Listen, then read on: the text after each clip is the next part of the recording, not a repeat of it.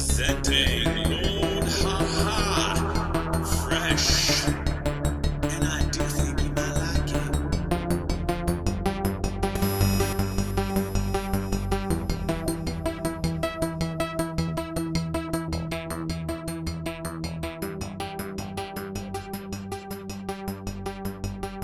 Hi there, this is Lord Haha, and we're presenting the Media Wars. What's going on in the United States of America? CNN, we have WikiLeaks, we have the New York Times. I'm gonna put these three as the top three, including WikiLeaks, but I felt it's an important contender. People don't know much about WikiLeaks. Remember when it came out? Oh my God, all those leaked caches of information that we found from banks to governments, the Saudis to the Arab, Israeli, peace talk. We actually learned a lot more from WikiLeaks than we ever did from anywhere else.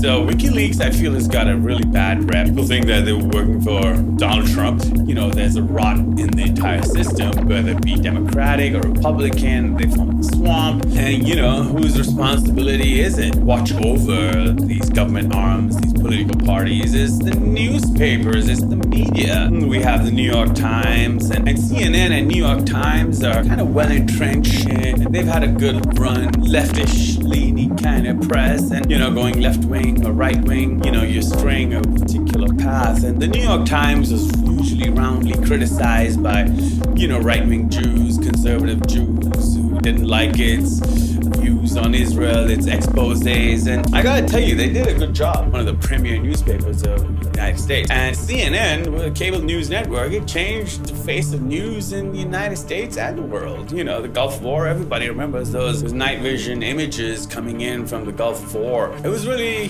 brave new world of 24-hour news, and we couldn't believe it. Having new management, I think it was different under Turner, the Turner Corporation, and the management changed hands, and it's some guy called Zucker, not Zuckerberg or Facebook, but Zucker. And it's easy to see that bias. It's got a name and tradition and billions of dollars. The American public are the ones who suffer because they get to see CNN medical ads and nauseating, loathsome advertisements that CNN carries. Americans are sick of what? Hey, look at that, Lexapro. Hey, look at that, diazepam. Hey, look at that, help you sleep better, calm your anxiety, short acting, long acting. Ask your doctor, talk to your doctor. There might be possible side effects, but who's gonna tell you about medicines that shove it down your throat and then give you this leftist news? Fake medical conditions, fake psychiatric conditions, fake anxiety, mood disorders. When we move to the New York Times, which is a newspaper, you don't see so many medical advertisements in there. You see regular ads, and used to have the largest escort section at the back. Content has changed also. This polarizing election that took place in the United States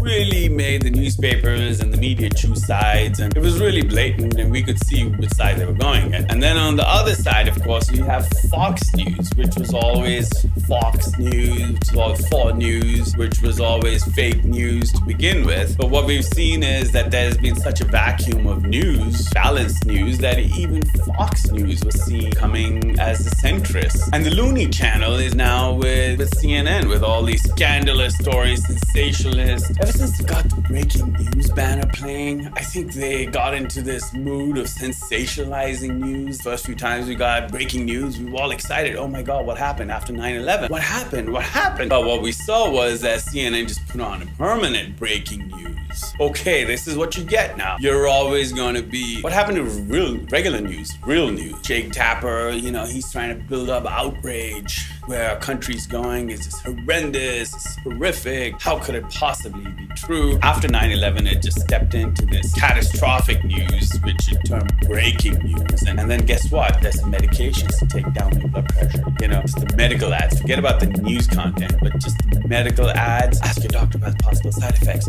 Oh, and it has been cause suicide. It has been cause depressive activities and suicide and violence. And, I don't know. Maybe half the people who are violent in America, gun crimes and all that, were they on these drugs that they saw on CNN? Question, is CNN's breaking news caption with its medical advertisements part of the problem or part of the solution? Pedal that they want to sell, whether it be left wing or right wing, right wing I call Breitbart, and centrist Fox News, and then left loony bins, CNN and New York Times. I don't really see any news apart from the science journals, CNET, where you get technology reviews. That's really something that's happening, an event, versus all the news that is slanted, that is so-called journalism biased, whether it's the left or the right. All news is biased. As Joseph Goebbels, a leading Nazi back in the day, said, it's all propaganda. At the end of the day, if they're telling you something, there's a reason why they're telling you something. First of all, CNN wants to sell you drugs. They're the biggest drug peddler in the country. Secondly, they want to sell you an agenda, a leftist agenda, which is a Marxist agenda. Thirdly, they're taking up your time, which you could have been doing other activities in, We have 7 billion, 8 billion humans on this planet. Something is bound to happen. Stuff is going to happen. People are going to die. They're going to be rapes. They're going to be murders. Hundreds of thousands of them. For 7 billion people, events are going to happen. Random Brownian motion. 9/11, airstrikes. Okay, that's classified as breaking news. But I would strongly suggest them to get rid of the medical ads. Glorified drug peddler. What I'm going to say. Opioids. Hell yeah, they got it all. All these things. Pain. Are you in pain? Pain relief. Talk to your doctor. The doctor is forced into becoming a glorified drug peddler himself. A secondary drug peddler, and CNN, the primary drug peddler. The New York Times, the editorial, 2003, 2002, we were reading the WMD, weapons of mass destruction. I read the editorial that New York Times says, I think we should go to war. And I was shocked. I never thought the New York Times would endorse President Bush's line to go to war. It's a war hawk. And at that time, I knew it. I was part of the protests. I was against the war. And the New York Times, what's their solution? Take in the refugees. Disguised as neoliberalism, disguised further of the real stuff, which is Marxism, basically disguised Marxists. Maggie Haberman, they're all from Frankfurt School of Thought, which morphed into the New School in America. So the Frankfurt School was seen by the Germans as an alien Jewish school, which promoted Marxist theory. And once they became really successful through the 20s, 30s of promoting Marxism, socialism, and they were shut down by the Nazis, and most of them fled to America as refugees. They didn't die in the Holocaust. They actually came to America, where they set up the New School. The Trotskyites, the neocons of today, the neoliberals of today, the neo-Marxists of today.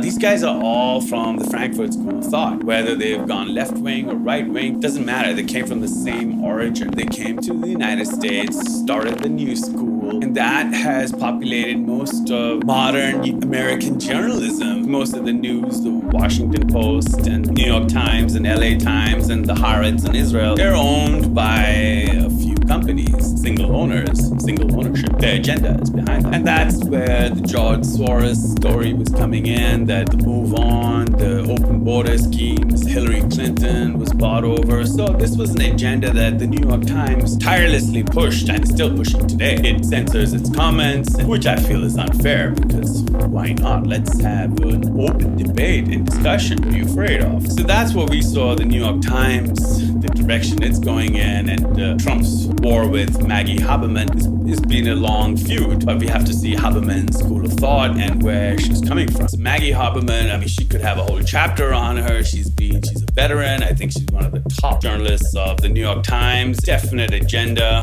She's authored many jobs, stories. That's Maggie Haberman. And then we come to WikiLeaks. Hey, what happened to WikiLeaks? That was the best thing going. I could wait to read The Guardian's publishing the WikiLeaks pages. The Guardian being an English newspaper, a mirror image, you could say, of the New York Times. In fact, slightly more leftist, liberal, I would say, with these contents at times, but pushing the same agenda. It stopped publishing WikiLeaks. Julian Assange is now not a hero anymore, but a villain, to usher in the Trumpian age, where the world has changed dramatically. I'm not even going to say it was Trump. I'm not even going to say that WikiLeaks or the Russia probe or whatever got Trump into power. I'm going to say it's a trend sweeping the world right now. As we saw Asia, we saw these wins in Europe, and we've seen these wins in America. Twitter. Twitter has been the escape valve where he can get his message out. It's not censored by the gatekeepers. And Trump recognized this problem even before his election. He knew his message is not going to get out. And so we saw him at a very early stages campaign get to Twitter. Bam! What was happening on Twitter? He was bypassing them. That was a brilliant strategy of bypassing the media that was hostile to your election. How does the media get so against a person? So WikiLeaks was independent. Now it so happened that it came came into possession of leftist material, democratic DNC material. What do you do with DNC material? They published that, and that was where they drew the line. CNN, the New York Times, and the Guardian refused to endorse them, grudgingly publishing parts of it, redacted, parts of it missing, and very grudgingly the emails were released. You know, oh, it's gonna ruin the election. There were charges that Julian Assange stole the election, but then WikiLeaks was working for Russia. This whole madness of the Russia probe is out there, as we can see, and it's culminating in golden showers and Stormy Daniels. It's just a hopeless plot that's still being pushed by the left-wing media. The bankruptcy of it all, and nobody can call it out because they are the media. Who's gonna call it out? Breitbart. But then they're compromised in their own way, seen as a right-wing rag.